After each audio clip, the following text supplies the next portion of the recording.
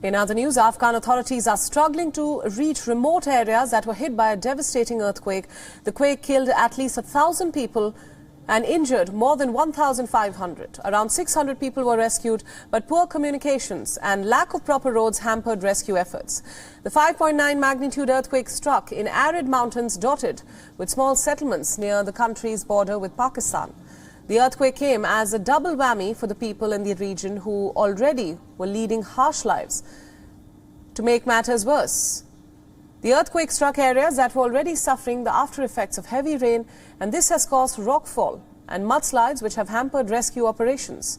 Since returning to power, the Taliban is left with only a handful of usable planes and helicopters.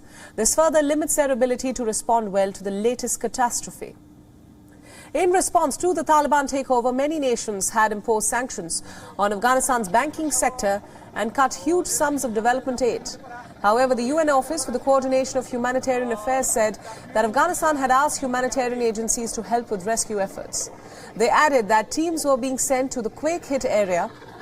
The Afghanistan Foreign Ministry spokesperson also said that the Taliban would welcome international help, adding that the country needed at least $15 million to help with immediate response.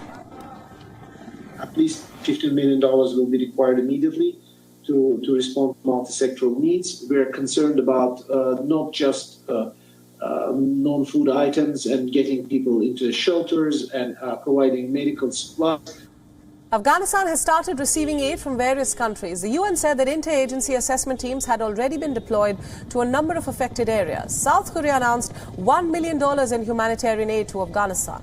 The US, whose troops helped topple the initial Taliban regime, said that they were deeply saddened by the earthquake, adding that President Joe Biden had directed federal government partners to assess response options to help the victims. The European Union was also quick to offer assistance. It said that they were ready to coordinate and provide EU emergency assistance to people and the communities that were affected. The neighbor, Pakistan, said that it would send emergency aid such as tents across the border. India offered condolences and said that they were committed to provide assistance and support in the hour of need.